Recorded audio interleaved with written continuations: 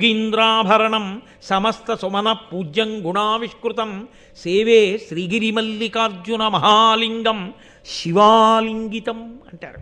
శివా అంటే పార్వతీదేవి.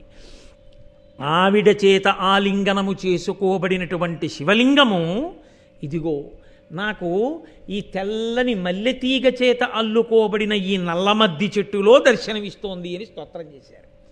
కాబట్టి ఇద్దరినీ కలిపి ఆరాధిస్తాం. నన్నయ్య గారు అంటున్నారు, శ్రీవాణీ గిరిజాశ్చిరాయ దదతో వక్షోముఖాంగేషు. చిరాయ దదతో ఎప్పటి నుంచి ధరించారు ఇలా?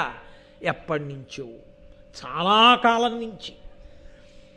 ఇవాళ కలుసుకోవడం, దెబ్బలాడుకోవడం, ఎల్లుండి విడాకులు ఇచ్చుకోవడం ఈ జాతి సంప్రదాయం కాదు. ఈ జాతి ఆచారం ఎప్పుడూ కలిసి ఉండడమే. ఒకసారి తాళి కడితే ఇక ఆ జన్మకు ఆమెయే భార్య, ఒకసారి తాళి కట్టించుకుంటే ఆ జన్మకు ఆయనే భర్త. ఇద్దరి మధ్య ఘర్షణకి ఏ ఏ ప్రాంతములు ఉంటాయో ఆ ప్రాంతముల యందు ఇద్దరూ రాజీపడి జీవితాన్ని సమన్వయంతో రెండు బండి చక్రాలు కలిసి రథాన్ని నడిపినట్టు నడుపుకోవడమే తప్ప ఘర్షణ పడి విడిపోవడం అన్నది విడాకుల మాట తెలియని ఏకైక జాతి ప్రపంచపటంలో భారత జాతి. కాబట్టి అంత గొప్పది. కాబట్టి స్థిరాయ దదతో వక్షో ముఖాంగేషు ఏ లోకానాం స్థితిమావహంత విహతాం. ఈ లోకమునంతటినీ కూడా రక్ష చేసేటటువంటి ఆ ముగ్గురు మూర్తులున్నారే, ఆ ముగ్గురు మూర్తులు మా తల్లులైనటువంటి ఆ ముగ్గురితో కలిసి ఉంటారో వాళ్ళు స్త్రీ పుంసయోగోద్భవాం. ఆ స్త్రీ పురుష యోగ కారణము చేత ఇదిగో ఈ జనించి ప్రవర్తిల్లినటువంటి ఇంతమంది జనులున్నారు. కాబట్టి మా అందరికీ వారు ముగ్గురు తల్లిదండ్రులు. ముగ్గురుగా కనపడేటటువంటి ఆ ఒక్కటైన పదార్థం ఉన్నది, అది సృష్టికర్తగా, స్థితికర్తగా, ప్రళయకర్తగా ప్రకాశిస్తోంది. అదిగో అటువంటి ఆ స్వరూపానికి నమస్కారం చేస్తున్నాను. తే వేదత్రయమూర్తయ స్త్రీపురుష.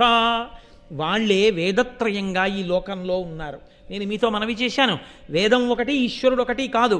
ఆ సామవేదము, రుక్, యజ్, అధర్వణ వేదం తదంతర్భాగం అవుతుంది అందులో ఉన్నటువంటి మంత్రభాగం తిరగడం చేత.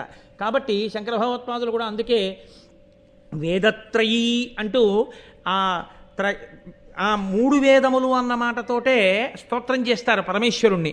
కాబట్టి ఆ మూడు వేదములుగా లోకంలో ఉన్నటువంటి సామవేదము, ఋగ్వేదము, యజుర్వేదము ఏ ఉన్నాయో ఆ వేదముల రూపమైనటువంటి ఆ పరమేశ్వరుడి యొక్క రూపములైన బ్రహ్మ విష్ణు మహేశ్వరుల్ని వారు పురుషోత్తమాంబుజభవ శ్రీకంధరా శ్రేయసే.